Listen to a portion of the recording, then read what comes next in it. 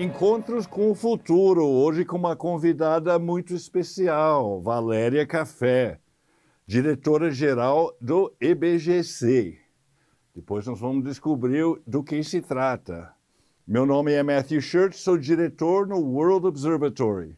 Encontros com o Futuro é uma iniciativa do World Observatory, da ESPM e da Prime, braço das Nações Unidas para as faculdades de negócios no Brasil e no mundo. Muito bem-vinda, Valéria. Muito obrigada, Matthew. É um prazer estar aqui com vocês. Ô, Valéria, conta pra gente o que significa IBGC. O IBGC é o Instituto Brasileiro de Governança Corporativa. Ele foi criado 29 anos atrás, o ano que vem a gente faz 30 anos. Oba! E foi o Instituto que trouxe o conceito de governança corporativa para o Brasil. Olha só, antes de Instituto Ethos, de World Council for Sustainable todos eles, Business, todos eles. Vocês foram todos antes eles. de todos eles? Foram antes. Vocês Sim, são, é uma organização internacional?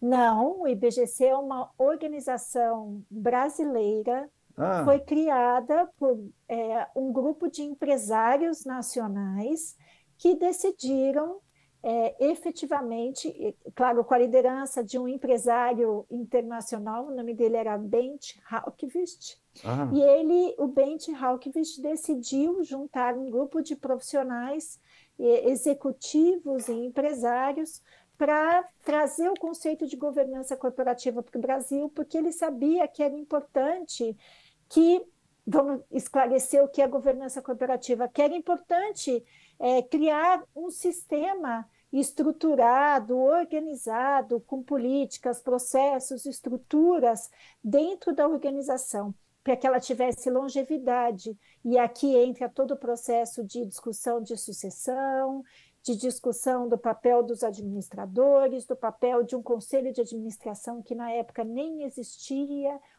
a figura do conselho, do papel dos diversos agentes de governança.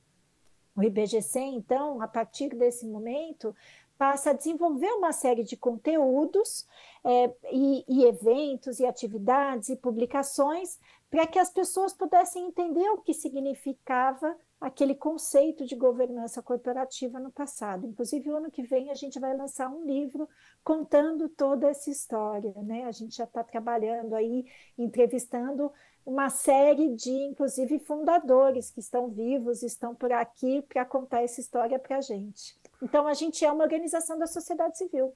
Tá, e você se descreve como um think tank, é isso? O que é um think tank?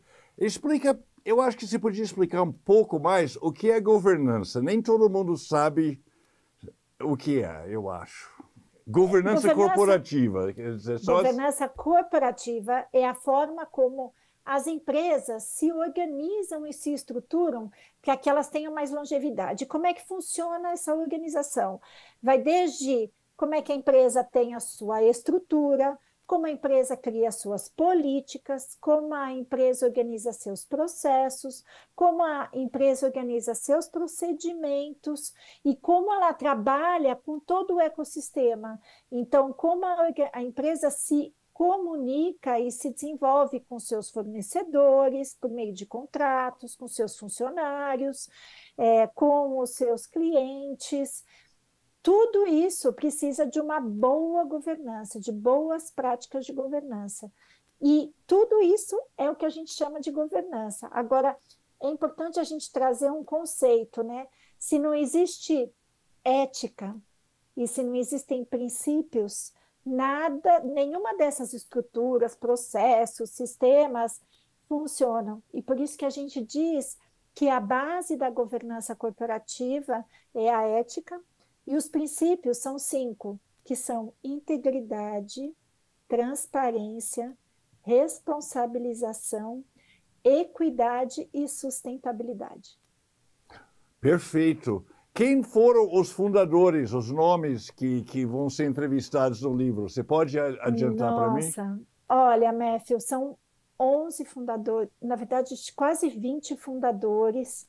Eu vou te dar alguns nomes aqui, né? Eu tenho muito medo de errar, eu não tenho os 20 nomes. Então, eu vou te falar do Bent Hallkvist, Tá. mas no site do IBGC tem todos os outros fundadores. Se eu falar de um e não falar do outro, tá bom, eu vou ter um problema depois. Eu vou te criar um problema político, é isso? Perfeito. E quais são as principais atividades de vocês? E conta um pouco onde fica, qual é... Conta o seu passado. Vocês vão fazer 30 anos agora. Então, foi na esteira do Rio 92? Teve a ver com isso? Foi em 95 e tem a ver com o conceito de governança corporativa e com o aprimoramento do mercado de capitais. Tanto que o que a gente pode dizer é que o novo mercado ele foi desenvolvido, inclusive, por esse grupo de empreendedores na época, né? Então, sim, o IBGC participou ativamente da formação do novo mercado, que é a regra que tem a melhor governança dentro da Bolsa de Valores do Brasil, que é a B3. Mas eu vou voltar um pouco à pergunta que você fez para a gente, que você fez para mim, né? Você perguntou onde a gente fica. O IBGC tem sede em São Paulo, mas o IBGC está presente no Brasil inteiro. Inclusive, hoje a gente está lançando o Núcleo Centro-Oeste. Então, a gente está presente nas 12 principais capitais do Brasil, e sempre com voluntários, porque o IBGC trabalha com um grupo de associados voluntários. Como a gente é um think tank, você perguntou o que é um think tank, né? O think tank é aquela organização e entidade que está sempre estudando o que está acontecendo agora e o que vai acontecer no futuro. Nós somos um think tank de governança corporativa. Então, a gente roda o mundo inteiro, conversa com gente do mundo inteiro para entender o que acontece e transforma em publicação. E aí, outra coisa que você perguntou, quais são nossas atividades, né? Sim. O IBGC o IBGC, na verdade, ele vive de 3 atividades específicas. Como think tank, a primeira é desenvolvimento de conteúdo. Esse conteúdo é feito por voluntários, que em geral são associados do mercado, associados do IBGC e profissionais, executivos e especialistas do próprio mercado que a gente convida para nos ajudar a desenvolver esses conteúdos. Com esses conteúdos que estão no Portal do Conhecimento IBGC, se você digitar no Google Portal do Conhecimento IBGC, você vai ver o link do portal, vai entrar lá e vai ver todas as publicações que a gente faz. Segunda atividade que a gente faz. É tudo gratuito. Eu posso ler tudo? Tudo gratuito. Tá. Pode ler tudo, baixar tudo. Tá. O portal, depois, além desse conhecimento que a gente desenvolve, com esse conhecimento nós desenvolvemos cursos. Então, os cursos que a gente faz são cursos voltados à governança. Nós temos um curso principal, que é o nosso carro-chefe, que é o curso de formação de conselheiros e conselheiras. Então, esse curso de formação é o nosso carro-chefe, mas nós temos mais de 40 cursos voltados à governança, que vão desde compliance, comitê de auditoria, toda a parte de governança climática, toda a parte de inteligência artificial. Inteligência artificial. Então, esses cursos, nós temos cursos que são pagos, que são eles que sustentam a nossa causa. Ah, que interessante. São eles que sustentam o Instituto. Vocês vivem dos cursos? A gente vive dos cursos. Então, a gente tem essa parte de cursos e a gente tem também alguns cursos gratuitos no portal On Demand. Então, se você digitar IBGC On Demand também no Google, você vai conseguir baixar o site do On Demand e assistir alguns cursos gratuitos também que a gente oferece. E a terceira atividade, né, que a gente faz, a gente ajuda a manter ou aprimorar a governança corporativa no Brasil. Então, nós acompanhamos as regulações e autorregulações no Brasil, seja no mercado de capitais, que a gente acompanha muito de perto, seja no Congresso Nacional, por meio dos projetos de lei que a gente acompanha também. Conta um pouco para mim do curso de conselheiro. O que é um conselheiro? O que é um curso de... O que aprende num curso de conselheiro e quanto custa? Olha, primeiro, Acho que é importante deixar claro assim, o ser conselheiro ou conselheira não é para qualquer um. É preciso que você tenha uma experiência ao longo da sua carreira. É claro que qualquer pessoa pode se tornar um conselheiro de administração, mas não é para qualquer um, porque você precisa desenvolver uma experiência no, no meio empresarial para que você possa ser um conselheiro de administração. Um conselheiro ou uma conselheira de administração é uma pessoa que já teve uma experiência ou tem uma experiência empresarial e vai ajudar aquela empresa a aprimorar os seus processos. O papel do conselheiro de administração é, primeiro, ele representa o investidor de uma empresa.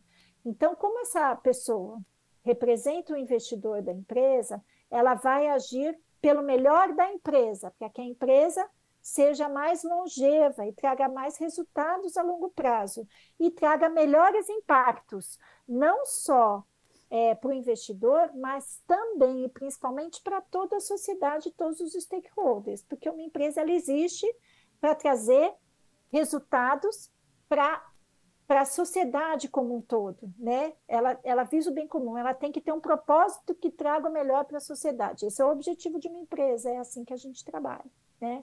Então, esse conselheiro de administração, ele tem que monitorar para ver se a empresa realmente vai ter longevidade. Essa é uma questão. Depois, um conselheiro de administração, ele é responsável pelo propósito dessa empresa e é responsável por garantir a estratégia de longo prazo da organização. Então, o conselheiro desenha a estratégia de longo prazo, garante que o propósito está sendo atingido e olha para ver se aquela estratégia, se as metas e métricas desenhadas pelo próprio conselho junto com a gestão estão atingindo o objetivo da organização, o propósito e a estratégia. Então, esse é o papel do conselho de administração. Perfeito. E eu, se eu fizer o curso, eu vou aprender como fazer isso? Você vai aprender como fazer isso, mas mais do que isso, porque você vai aprender isso ao longo da sua vida, mas você vai entender a diferença entre ser executivo, porque isso você aprende ao longo da vida. Então, ser conselheiro, primeiro, depende das competências do próprio indivíduo. Ele vai fazer o curso para entender a diferença entre ser executivo e ser conselheiro. Perfeito. Ele vai entender o papel do dever fiduciário. E ele vai aprender que a educação de um conselheiro de administração, ela deve ser continuada, ou seja, só o começo. Se esse profissional que se torna conselheiro ou conselheira não estudar, ele deixa de ter as competências corretas para ser um conselheiro de administração. Mas, mais do que tudo, um conselheiro de administração, ele é um administrador da empresa. Então, apesar de, aparentemente, participar de uma reunião uma vez por mês, esse profissional ele tem um dever fiduciário, porque como administrador ele tem um dever fiduciário. Isso significa que quando eu assino lá e falo, eu sou uma conselheira e digo, estou de acordo, é o meu CPF que está na jogada, né? Ou seja, eu tomei a decisão pela empresa, e isso é muito importante. Então, também você tem que saber que a sua decisão é uma decisão que compromete tudo que você conseguiu ao longo de toda a sua vida, ao longo de toda a sua carreira.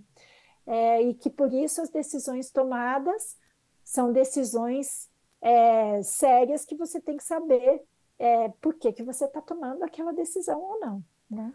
Muito bom, muito interessante, Valéria. Muito claro também, muito bom.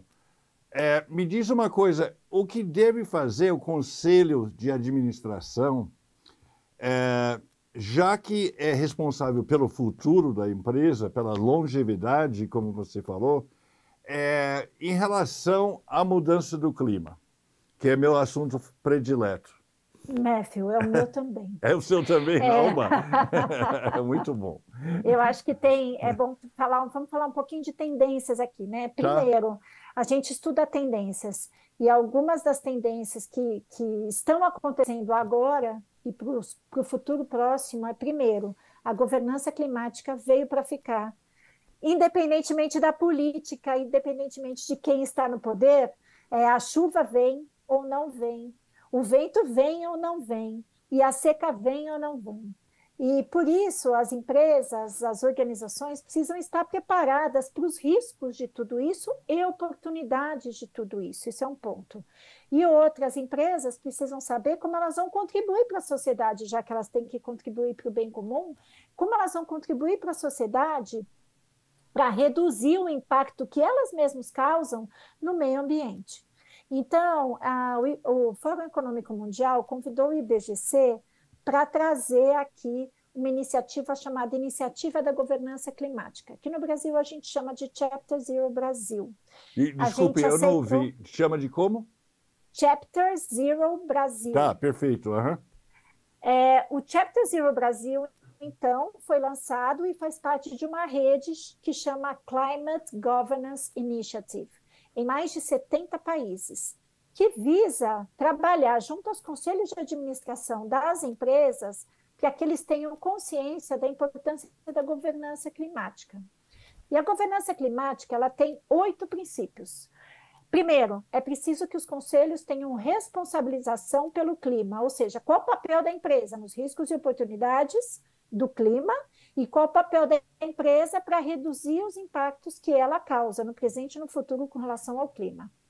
Segundo, é preciso que nos conselhos haja domínio do assunto, pelo menos alguém tem que entender este tema, se não souber, vai estudar. Terceiro, o conselho precisa ter uma estrutura que ajude. Então, a gente sugere que haja um comitê de apoio ao conselho que estude clima. Pode ser o comitê de auditoria, pode ser o comitê de sustentabilidade, mas é preciso que haja um comitê de apoio que estude essa questão. Quarto, é preciso analisar riscos e oportunidades, e precisa ter isso na materialidade da empresa. Quinto, integração estratégica. É preciso que a questão climática esteja na estratégia da empresa, ou seja, sexto, que esteja na estratégia da empresa. Sexto, que esteja na remuneração e nos bônus, nas metas e métricas de todos os executivos da empresa e não de uma única área.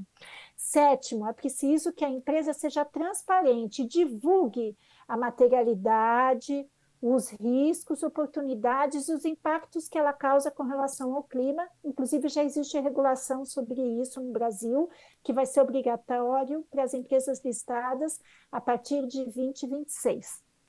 E oitavo, intercâmbio.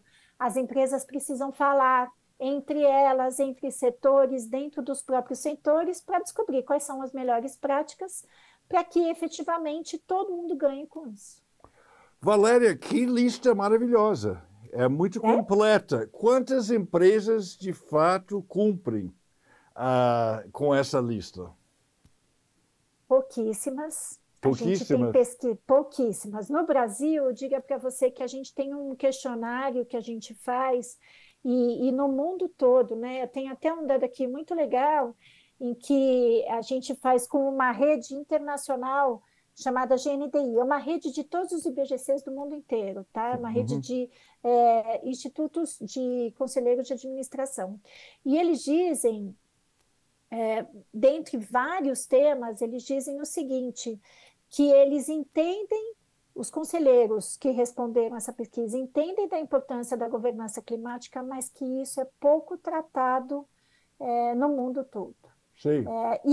E que no Brasil, né, então essa pesquisa a gente fez no Brasil também, esse número também é irrisório, não passa de 20% das empresas que trabalham de forma estruturada com a governança climática. E você diz que isso vai ser obrigatório em 2026 para a empresa listada, é isso? Para as empresas listadas, ou seja, para as empresas que estão listadas na Bolsa de Valores no Brasil, elas vão precisar, a partir de 2026, preencher um relatório de riscos. Elas vão ter que dizer quais são os riscos que elas terão com relação às questões climáticas, que é o que a gente chama de ISSB S1 para sustentabilidade e ISSB S2 para clima. Perfeito. Bom, que boa notícia, né? Então, isso deve agitar um pouco o mercado, digamos assim. Exato, exato. Tudo que começa na regulação das empresas listadas, de alguma forma, impacta todo o mercado, porque, de alguma forma, as empresas que não são listadas, elas prestam serviços para as listadas, né? Sei. Ou são consumidoras, ou são clientes, enfim, ou são fornecedores. Só para terminar agora para o futuro, você disse que tem governança para a inteligência artificial também? É isso mesmo. A gente tem estudado também sobre inteligência artificial, né? E quando a gente fala em inteligência artificial, aliás, o IBGC acabou de lançar uma publicação junto com Microsoft e Accenture, que fala do papel da inteligência artificial, o papel dos conselhos na inteligência artificial. E essa publicação está lá no portal do Conhecimento IBGC também. E o que a gente diz que é importante é o seguinte: quando uma empresa vai implementar inteligência artificial, é preciso que o conselho de administração defina, primeiro, o que se espera da inteligência artificial dentro da organização. Segundo, onde e como ela será implementada. Terceiro, quais são os riscos e oportunidades da inteligência artificial. Como ela vai transformar, identificar como ela vai transformar o ambiente de trabalho, a cultura das empresas e como preparar as equipes, né? Todo mundo tem que ser treinado a utilizar a inteligência artificial, porque vai ser a nova internet. Todo mundo tem que saber que tipo de informação pode colocar na IA privada e na IA aberta. São coisas diferentes, né? E outra, como você utiliza esses dados. Aí entra também uma parte importante da governança, né? Porque qual é a ética e responsabilidade das empresas no tratamento e uso desses dados?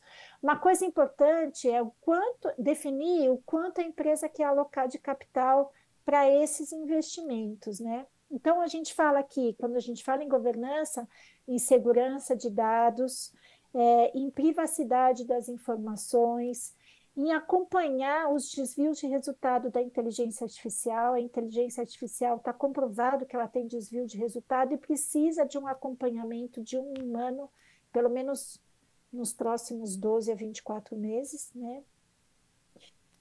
A gente entender os modelos multimodais, né? Quando você fala em inteligência artificial, você tem inteligência artificial de texto, de imagem, de uma série de coisas, de desenho, de podcast, até podcast, se cria tudo hoje em dia com IA. Então, como é que você trabalha todos os modais de IA, né? Isso também é importante. Mas mais do que isso, é treinamento, educação e uso com responsabilidade, né? Tudo isso é muito importante. Valéria, uma última pergunta, garanto. Conta um pouco da sua carreira para mim. Como é que você chegou a essa posição de diretora-geral do EBGC? Olha, Matthew, vou falar para você. Eu sou publicitária, dei aula na SPM por muitos anos. Opa, quase 2 décadas. Que é a nossa parceira aqui nesse podcast, isso aí, ótimo. Quase 2 décadas.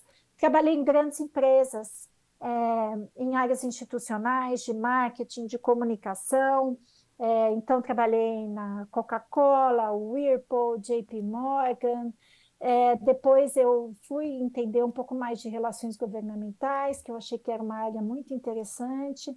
Fiz o curso de conselheiros do IBGC. Fui convidada para trabalhar aqui, para abrir a área, essa terceira área que a gente chamava na época de vocalização e influência. Então, ajudei a construir uma área que é essa terceira parte de regulação dentro do Instituto, que é a parte, e também a parte de think tank. Então, eu vim para cá para cuidar da parte de think tank e de regulação. E depois de 8 anos aqui, nos últimos anos, eu também ajudei a ampliar o IBGC para o Brasil inteiro. Então, foi um trabalho muito grande também de engajar voluntários, trabalhar junto a esses voluntários para nos ajudarem a levar a causa da boa governança para as empresas de todo o Brasil, e a gente tem feito essa causa e trabalhado de forma muito bacana com esses voluntários em todo o país. E agora, faz um ano, eu assumi como diretora-geral do IBGC. É um desafio maravilhoso, porque a equipe é fantástica e os voluntários são melhores ainda. Então, o meu trabalho aqui é engajar todo mundo para a gente ter um país melhor, né? Porque esse é o nosso propósito, uma governança corporativa melhor para uma sociedade melhor. Valéria, muito obrigado, foi fascinante, adorei aprender tudo isso e parabéns e muito boa sorte, viu? Muito obrigada, conto com você, Matthew. Eu digo que governança corporativa é um mosquitinho que pica a gente gosta tanto que vem e continua. Maravilha, conte comigo. Tchau, Obrigada, tchau. Tchau.